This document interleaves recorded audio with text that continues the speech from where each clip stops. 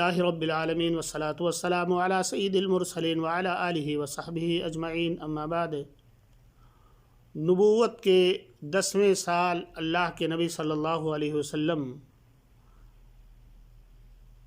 جب طائف سے تشریف لائے تو آپ نے مختلف قبیلوں کے درمیان اور مختلف افراد کے درمیان اسلام کی نشر و اشاعت کے لیے گئے کہ جن کے تعلق سے آتا ہے بنو عامر، محارب بن حصفہ، فزارہ، غسان، بنی کلب، بنو حنیفہ کو اسلام کی دعوت دی، لیکن سبھوں نے انکار کیا۔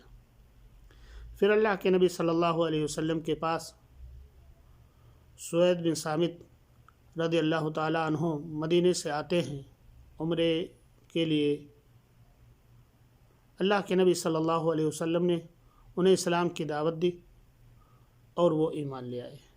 اسی طرح سے ایاس بن معاذ رضی اللہ تعالیٰ عنہ جو مکہ مکرمہ کے اندر کسی کام سے آئے ہوئے تھے، غرض سے آئے ہوئے تھے، اللہ کے نبی صلی اللہ علیہ وسلم نے انہیں اسلام کی دعوت دی، وہ بھی اسلام لے آئے، اور یہ دونوں شخص جا کر کے مدینہ طیبہ کے اندر لوگوں کے درمیان بتلائے ایک ایسا نبی آیا ہے جو اس طرح سے باتیں کر رہا ہے۔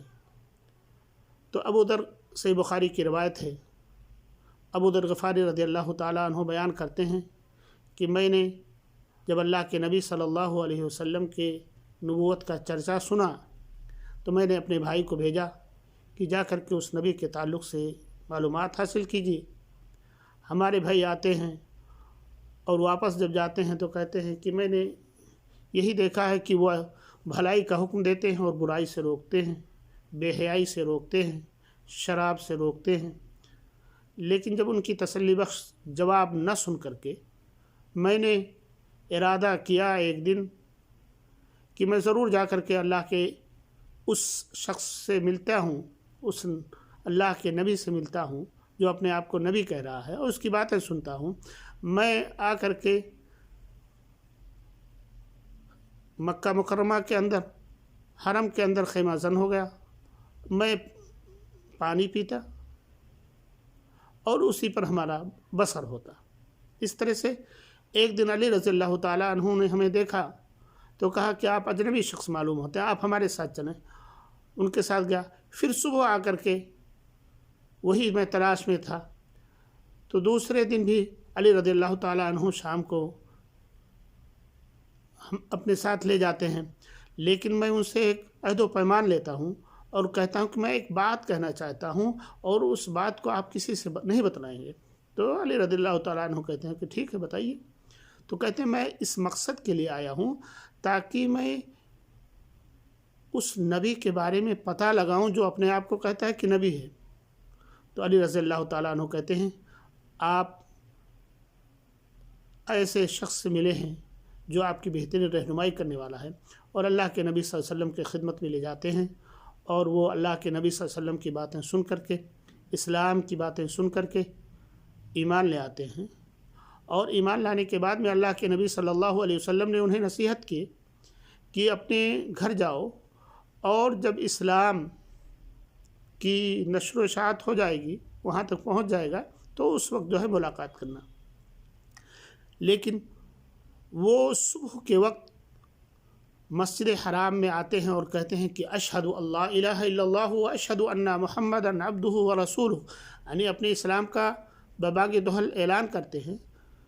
مکے کے لوگوں ان پر پل پڑتے ہیں اور اس قدر مارتے ہیں میرے بھائیوں اور دوستوں کہ عباس رضی اللہ تعالیٰ عنہ کو آ کر کے بچانا پڑتا ہے، اور لوگوں سے کہتے ہیں کہ تم ایسے شخص کو مار رہے ہو کہ تمہاری تجارت اور تمہارا گزر وہیں سے ہوتا ہے، اس لیے وہ لوگ چھوڑ دیتے ہیں۔ لیکن پھر دوبارہ دوسرے دن یہ خود آتے ہیں، پھر کہتے ہیں اشہد اللہ الہ الا اللہ و اشہد ان محمد عبدہ و رسولہ، اللہ اکبر۔ دیکھیے اسلام کو وہ لوگ سننا نہیں چاہتے تھے مکے والے۔ پھر وہی ماجرا پیش آتا ہے، پھر عباس رضی اللہ تعالیٰ عنہ اتفاق سے آتے ہیں، ان کو بچاتے ہیں۔ پھر میرے بھائیو اور دوستو، یہ تو ان کا معاملہ ہے۔ اسی طرح سے اللہ کے نبی صلی اللہ علیہ وسلم کی خدمت میں طفیل بن عمرو الدوسی رضی اللہ تعالیٰ عنہ آتے ہیں، جو یمن کے قرب و جوار میں رہنے والے تھے اور وہاں کے سرداروں میں سے مانے جاتے ہیں۔ وہ مکے کے اندر آئے تو مکے کے لوگوں نے کہا کہ ایک ایسا شخص ہے کہ اگر آپ اس کی بات سن لیں گے تو بغیر مانے ہوئے نہیں جا سکتے ہیں، اس لیے اپنے کانوں کے اندر روئی انہوں نے ڈال لیے۔ اور لیکن اتفاق سے اللہ تعالیٰ جسے ہدایت دینا چاہتا ہے میرے بھائیوں اور دوستوں، تو اس کے لیے کوئی اسباب پیدا کر دیتا ہے۔ یہ خود بیان کرتے ہیں کہ میں نے اللہ کے نبی صلی اللہ علیہ وسلم کو تلاوت کرتے ہوئے سنا تو کہا کہ میں ایک شاعر ہوں، ہوشمند شخص ہوں، اس لیے کیوں نہ ان کی بات ہمیں سنوں۔ اور جب میں نے ان کی باتیں سنی، اللہ کے نبی صلی اللہ علیہ وسلم کے ساتھ ان کے گھر گئے اور اپنا پورا معاملہ رکھا تو ایمان لے آئے اور اللہ کے نبی صلی اللہ علیہ وسلم سے دعا کیا۔ اللہ کے نبی صلی اللہ علیہ وسلم سے درخواست کیے کہ اللہ رب العالمین سے دعا کریں کہ اللہ رب العالمین ہمارے لیے کوئی نشانی پیدا کر دیں۔ تو اللہ رب العالمین نے ان کے لیے نشانی پیدا کر دی کہ وہ لاٹھی جو ان کے ساتھ تھی وہ چمکتی ہوئی تھی۔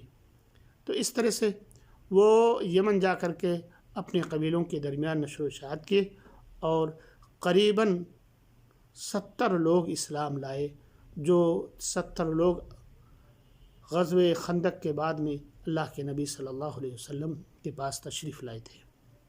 اسی طرح سے زمان الازدی رضی اللہ تعالیٰ عنہ ہیں، یہ بھی یمن کے قرب و جوار کے رہنے والے تھے۔ یہ مکہ طیبہ آئے اور مکے والوں نے کہا کہ ایک مجنون ہے، اس کی بات نہیں سننا۔ تو کہتے ہیں میں تو جھاڑ پھونک کرتا ہوں، کیوں نہ ان کی باتیں سنوں۔ وہ اللہ کے نبی صلی اللہ علیہ وسلم کے پاس تشریف لائے اور آپ سے کچھ کہا کہ تو اللہ کے نبی صلی اللہ علیہ وسلم نے فرمایا ان الحمد للہ نحمده ونستعینہ من یہدہ اللہ فلا مضل لہ ومن یضللہ فلا ہادی لہ۔ یہ وہ باتیں سن کر کے کہتے ہیں کہ آپ دوبارہ کہیں۔ اللہ کے نبی صلی اللہ علیہ وسلم نے دوبارہ کہا، پھر کہتے ہیں آپ سے بارہ کہیں۔ اللہ کے نبی صلی اللہ علیہ وسلم نے سے بارہ کہا تو کہتے ہیں کہ آپ مجنون اور دیوانے اور پاگل نہیں ہو سکتے ہیں، آپ تو نبی برحق ہیں اور ایمان لے آتے ہیں۔ بقیہ باتیں انشاءاللہ اگلی قسط میں بیان کی جائیں گی۔ اللہ رب العالمین سے دعا ہے کہ اللہ رب العالمین ہمیں نیک عمل کرنے کی توفیق عنایت فرمائے۔ اللہ کے نبی صلی اللہ علیہ وسلم کی سیرت کو پڑھنے، اللہ کے نبی صلی اللہ علیہ وسلم کی سیرت کو جاننے کی اللہ رب العالمین ہمارے اندر تڑپ پیدا کر دے اور اللہ کے نبی صلی اللہ علیہ وسلم کے بتائے ہوئے طریقے پر ہمیں چلنے کی توفیق عنایت فرمائے۔ آمین۔ وآخر دعوانا ان الحمد للہ رب العالمین۔